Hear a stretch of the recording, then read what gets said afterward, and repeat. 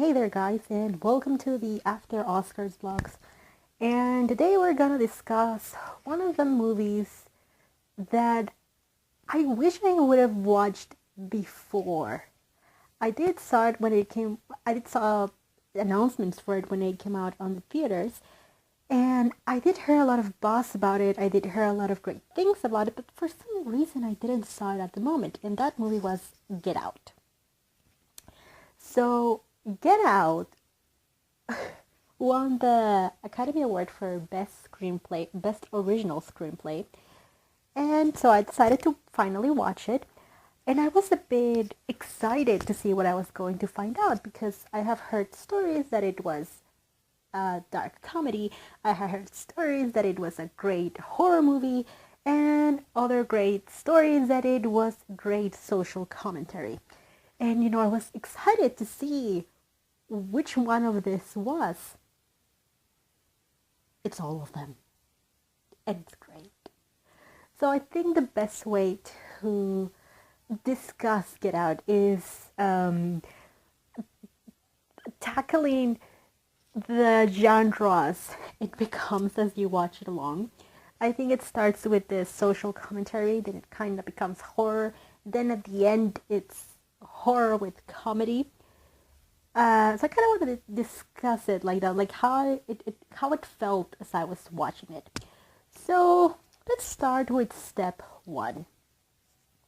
So step one is the social commentary. So you have this guy who's black and he's like this hipster photographer and he has this really cute girlfriend who happens to be white, and they're discussing that it is time to meet the parents. So all of a sudden it does feel very much who's coming to dinner, he's asking her like, did you tell your parents I'm black? And it's a bit on the nose because you're thinking, well, why should this be an issue? But then as the movie starts to go along, you start to realize, oh, it is an issue. One of the first scenes that it kind of has a really cheap jump scare because it has this deer hitting the car and it looks ridiculous.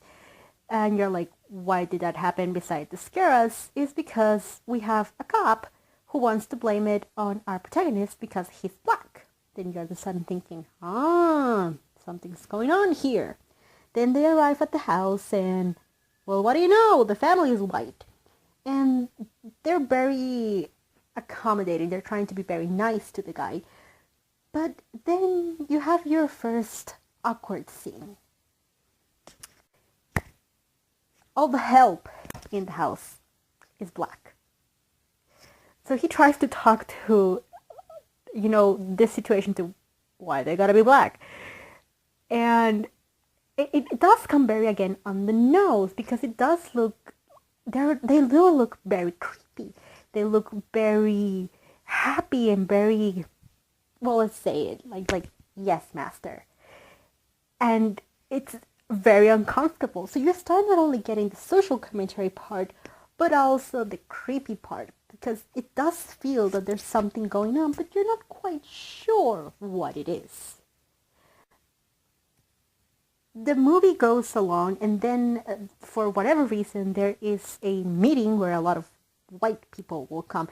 And this is also another part where you get like hit on the face with the social commentary on it because everyone in the meeting is white and they're just making this guy feel very uncomfortable. And I don't want to be the person that I'm like, oh, I've been there. But I've been there. You're with people from another culture and they don't want to socially or racially profile you. They're trying to like get with you or get with you on your level. And they come off as racist or they come off as uncomfortable. Now, I don't want to say racist because to me, to be actually racist, you have to hate the race that you're saying something against. So sometimes they just want to connect with you and they just say unsensible things. In this movie, it come off like some lady comes to the protagonist and she's like, well, black's in season. Or black is in style right now. There's another guy who goes like, oh, yes, I like golf. I like Tiger. Kind of reminded me of that time when Trump went out and was like, I have great relationships with the blacks. Who blacks? All the blacks. And also he was like, oh, I have great relationship with the Mexicans. Which one? Mexicans. It's kind of like that you want to relate to another culture, but you just come off as very insensitive. And then we get to step 2. So step 2 is the creepy movie. So the really interesting thing about Get Out until this point is that all the insensible things that have been going around our protagonist, you kind of feel that there's something going on there, but because he's so on edge, because meeting your girlfriend's parents, either whether there's a cultural or racial difference, it's always a very anxious and just mentally excruciating experience. You're like always thinking, like trying to be nice, make a good impression, and on top of it all, you also have this character who has the paranoia, like, are they worried because I'm black? But actually the movie goes beyond that. So what are the creepy parts in Get Out? So the creepy part in Get Out starts with the parents when they mention that the mom is a psychologist who can hypnotize people.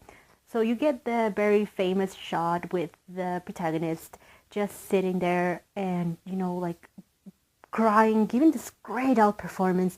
And also with the mother who is the psychologist. She's very calm and she does talk about hypnotizing and he brings out, oh, what are you going to do? You're just going to bring out a clock and haha, look at the clock. And she says, no, it's much more simple than that. It's all about cues. And before you know it, he's in it. He's hypnotized. And you don't even know why she wants this. She says that it's on the, with the purpose of him quitting smoking. But again, with all the going-ons on the party, everyone being so weird around him, you're thinking, is it about him quitting smoking? I mean, it does work. He doesn't smoke anymore. But there's something very odd going on. And one of the best scenes that they're just super, super creepy is everyone's trying to have this facade of happiness and they're all chatting. Then he goes up to the stairs and then everyone just went quiet. Like, don't. It kind of looked like the Truman Show. When everyone's aware that Truman is a character and when he's not on there, they all just like drop the act and stop doing their daily things. It looked like that. And you start thinking, what are these people going for? What is going on? And that is genuinely creepy because Chris, the protagonist, is such a nice guy that you want him to be okay, and also you don't know what the hell is going on. Then things get really dark when we find out that this is an auction for a black person.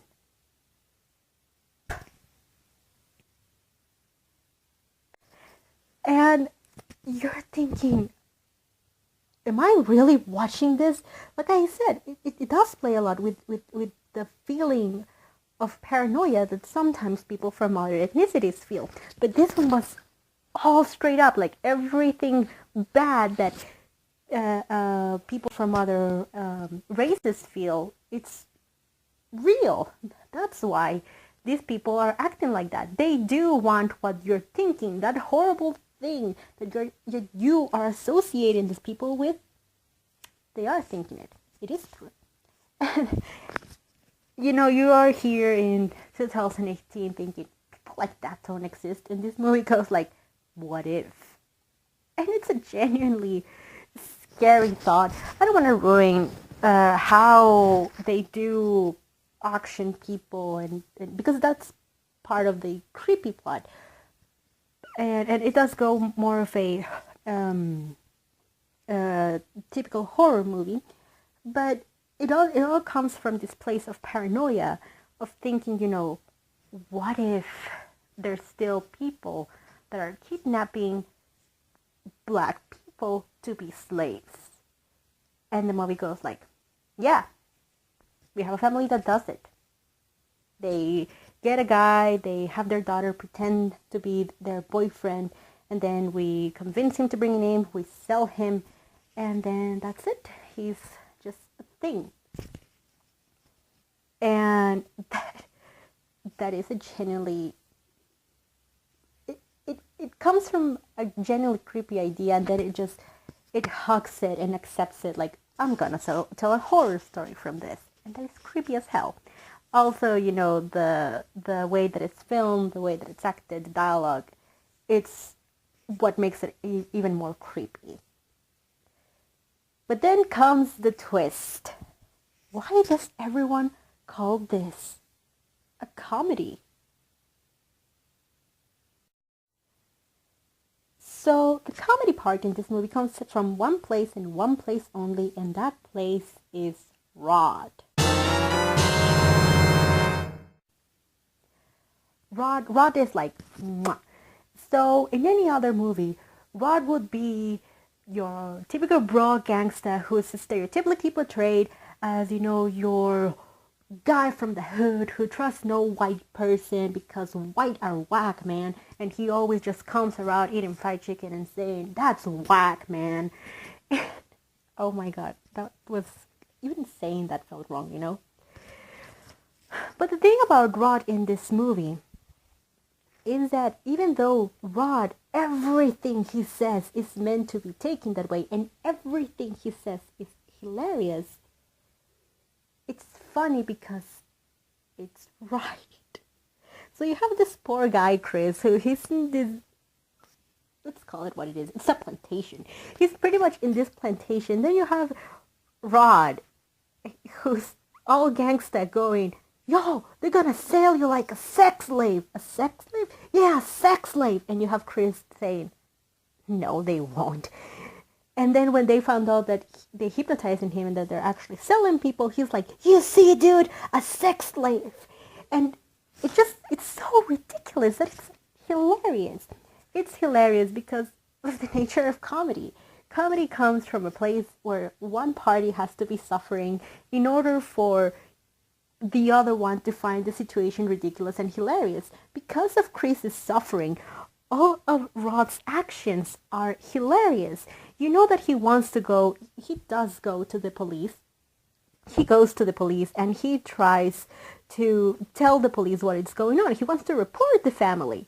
But what he's saying, again, characters like him usually are just used as the butt of the joke, like, yo, white people are always trying to steal from us.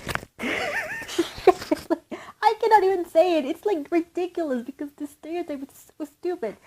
But he goes to the police and he tries to tell the lady what is going on. And you find it funny, again, because you know that there's a poor man suffering behind this. There's Chris behind the suffering, but all you see is Rod just saying, the thing is that the white shit got my friend. And even the police cannot, he's saying, they're stealing black people. They're selling them. And of course the police doesn't believe him. So that whole scene with him trying to tell the police officers what is going on is hilarious because you know that it's true. And you're like, a part of you is thinking, oh my god, it's true, and they don't believe him because it's so stupid that you cannot help but laugh. That is why this is so funny, because everything he says is funny. At the end of the movie, he even manages to save Chris. He does investigative work. He works from the security of the airport. And then, Chris is like completely destroyed from all this experience. They were trying to sell him to be a slave. He gets in the car. Rod looks at him, and Chris like, how did you find me?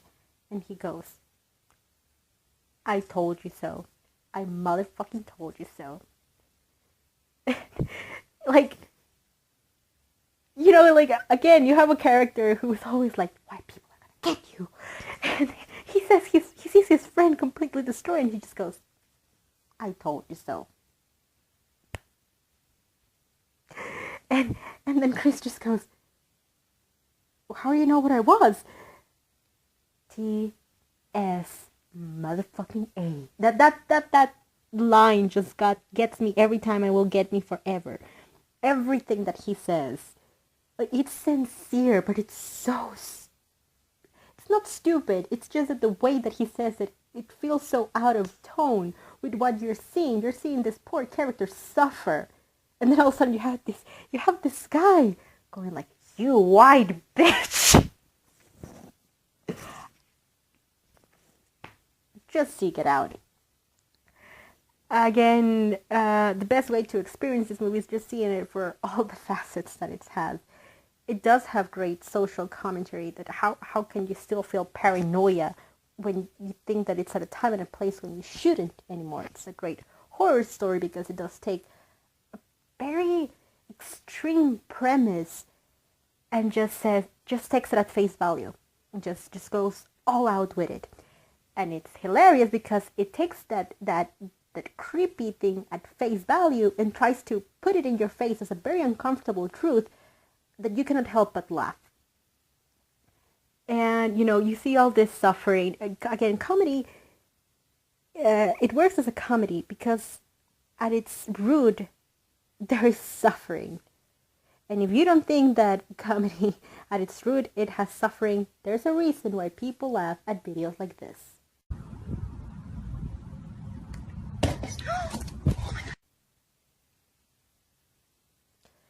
So, I'm not gonna lie, I don't know.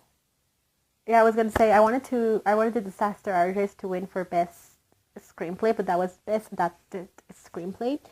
For Get Out, I think Get Out was the great option of the night. It's of all the movies that I saw that I didn't expect to like enjoy that much. Well, no, I still have Lady Bird and Itonia. If I like either one of those two that I want to watch them again, I'd be surprised by those.